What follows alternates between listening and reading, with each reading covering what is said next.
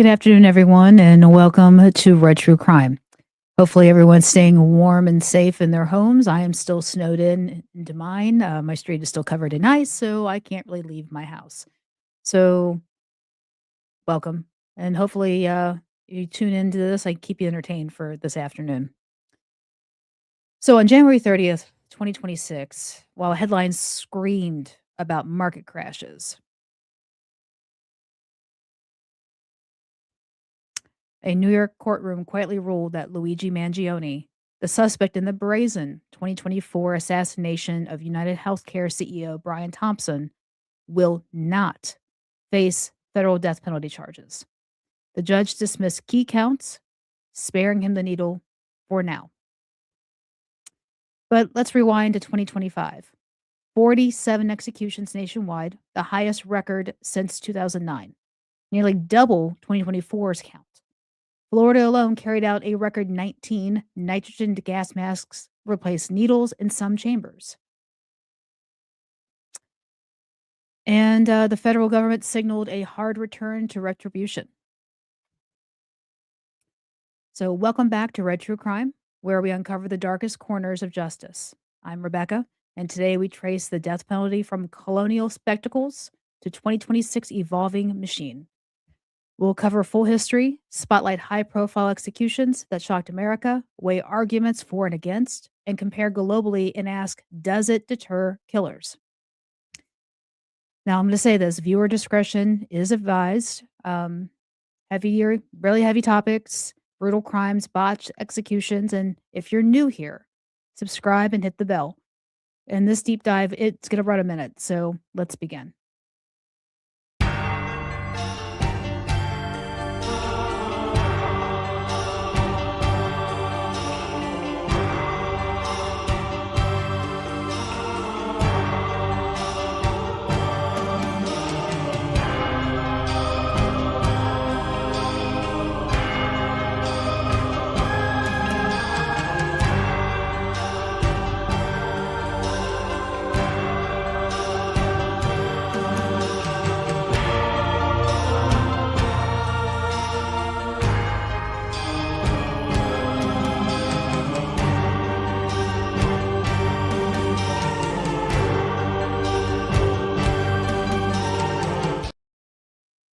Welcome back, everyone.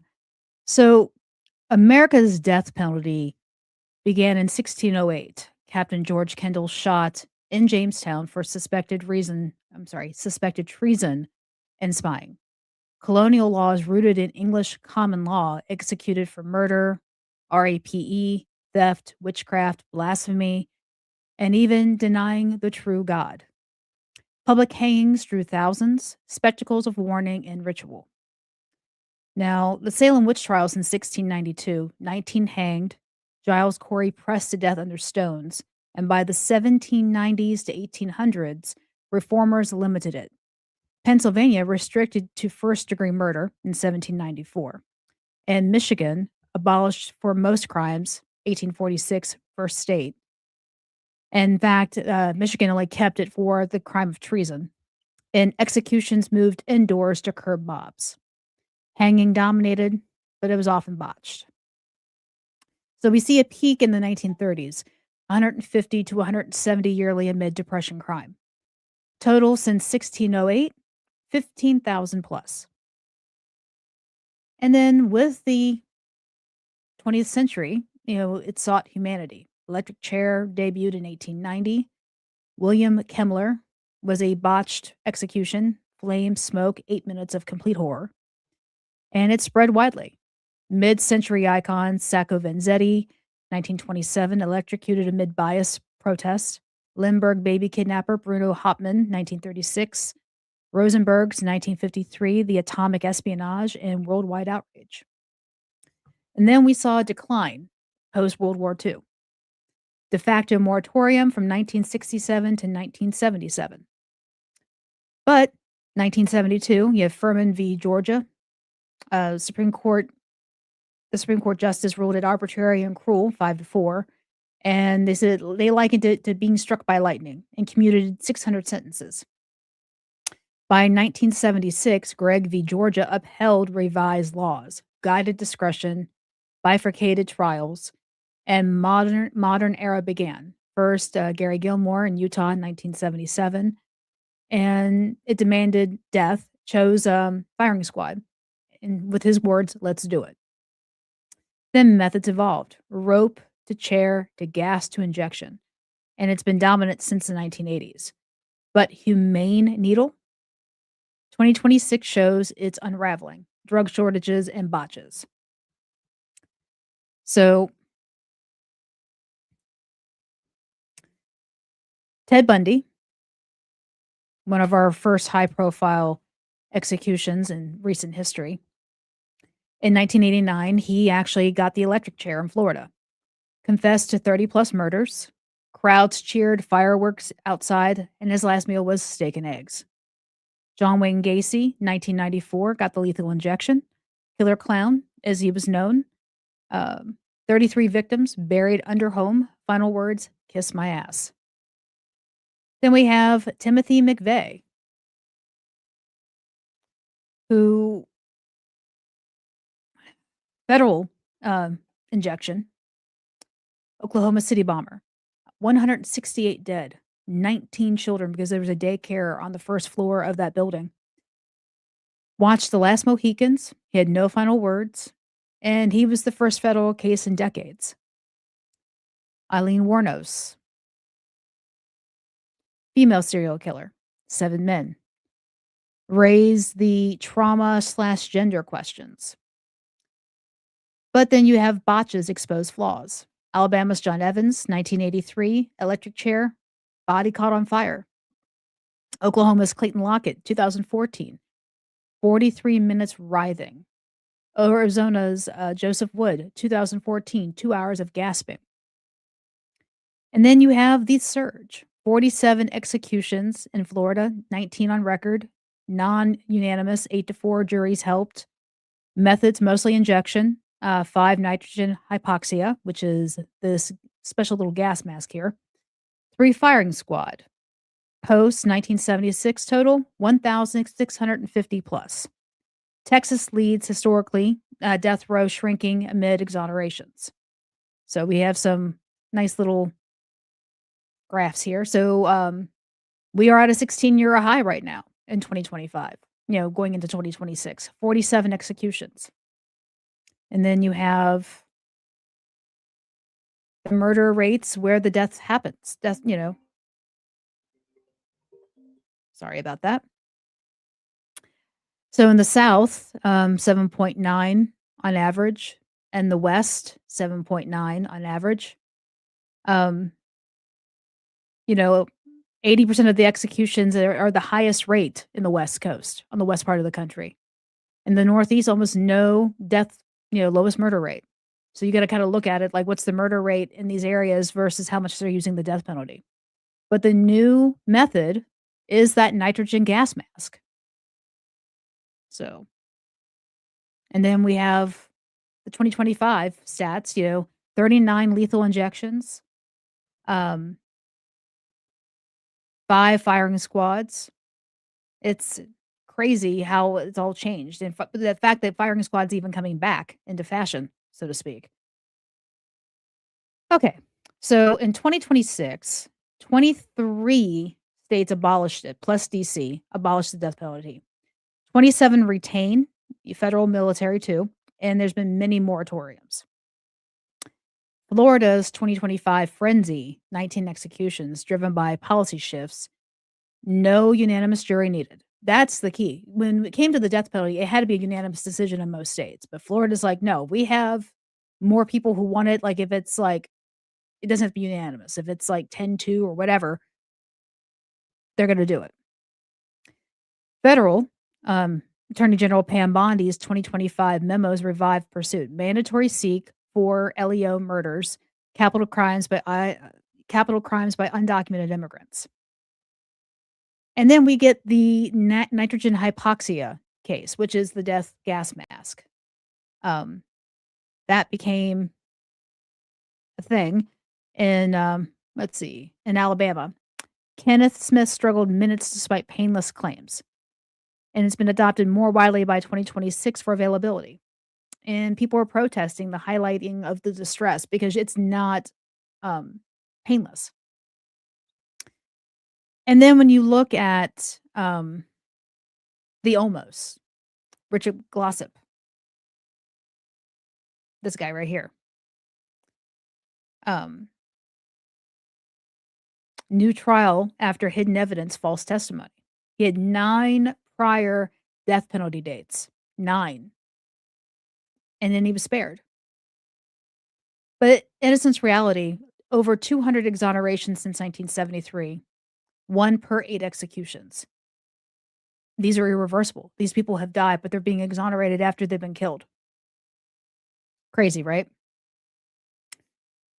So, for retribution, it's eye for an eye, closure for the victims' families. Incapacitation, no reoffend, possible deterrence, I don't know. But that's for the 4. Against, no proven deterrence. 2012 National Academy studies are inconclusive.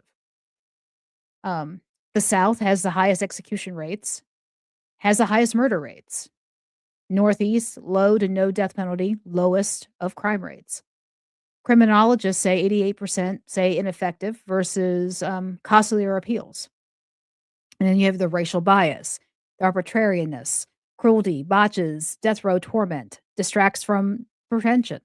Public support stays anywhere between 50 and 55%. But when we look at the world, US outlier among democracies with Japan. 110 countries abolished, 55 retain. For 2024 to 2025, 1,500 plus known executions. China's has thousands that were in secret. Iran and the Saudi high are very public on hanging and beheading.